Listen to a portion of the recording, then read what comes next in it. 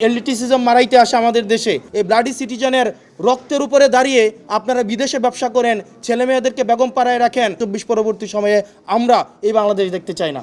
নির্বাচন কমিশনে প্রার্থিতা নিয়ে আপিল শুনানি চলাকালে বিএনপি নেতা আব্দুল আওয়াল মিন্টু অশোভন আচরণ করেছেন বলে অভিযোগ তুলেছেন জাতীয় নাগরিক পার্টির দক্ষিণাঞ্চলের মুখ্য সংগঠক হাসনাত আব্দুল্লাহ।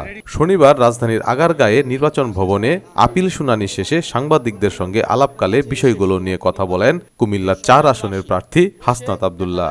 তিনি বলেন, একাডেমিক পরিবেশে যখন আইনজীবীরা দ্বৈত নাগরিকত্ব নিয়ে যুক্তিতর্ক করছিলেন, তখন আব্দুল আওয়াল মিন্টু হঠাৎ তেড়ে যান এবং ব্লাডি সিটিজেন বলে গালাগালি করেন। আব্দুল আওয়াল মিন্টু এক আইনজীবীর কাছে তেড়ে আসেন, জহিরুল ইসলাম মুসার দিকে তেড়ে আসেন, তেড়ে উনাকে ব্লাডি সিটিজেন হিসেবে উনাকে বলেন যে উনি একটা ব্লাডি সিটিজেন এবং উনি হচ্ছেন এলিট ব্রিড।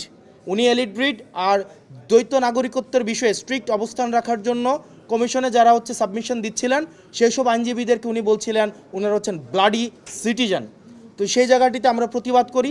দেখা যায় সেখানে আব্দুল আওয়াল মিন্টু আইনজীবীদের উপরে তেড়ে আসেন, ভার্বালি অ্যাবিউজ করেন এবং দেখা যায় তাদেরকে বিভিন্ন গালাগালি করেন। আমি সেটিতে প্রতিবাদ করি। আব্দুল আওয়াল মিন্টুর আচরণের সমালোচনা করে এনসিপির এই নেতা বলেন, যারা এলিটিজম দেখাতে আসে তারা যেন রাজনৈতিক এলিটিজম ঘরেই রেখে আসে।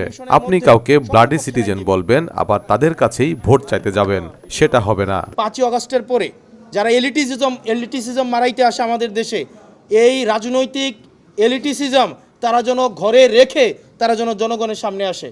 আপনি জনগণকে ব্লাডি সিটিজেন বলবেন, আবার ভোটের জন্য এই ব্লাডি সিটিজেনের কাছে যাবেন, এই ধরনের দ্বিচারিতা আমরা জনগণ সহ্য করব না। তিনি বলেন, রক্তের উপর দাঁড়িয়ে যারা ব্যবসা করেন এবং সেফ এক্সিট নেন, তাদের আমরা ২৪ পরবর্তী বাংলাদেশে দেখতে চাই না। এই ব্লাডি সিটিজেনের রক্তের উপরে দাঁড়িয়ে আপনারা বিদেশে ব্যবসা করেন, ছেলে মেয়েদেরকে বেগম পাড়ায় রাখেন, সেফ এক্সিট নেন, ডুয়েল সিটিজেনশিপ নেন এবং নিরাপদ যখন দেখেন তখন বাংলাদেশে এসে ব্লাডি সিটিজেনদের রক্তের উপরে দাঁড়িয়ে তখন আবার নির্বাচনে দাঁড়াবেন। আর নির্বাচনে যদি দেখেন উত্তর দক্ষিণ হয়েছে, আবার তখন দেশ থেকে পালিয়ে যাবেন। এই ধরনের বাংলাদেশ আমরা ২৪ পরবর্তী সময়ে আমরা এই বাংলাদেশ দেখতে চাই না।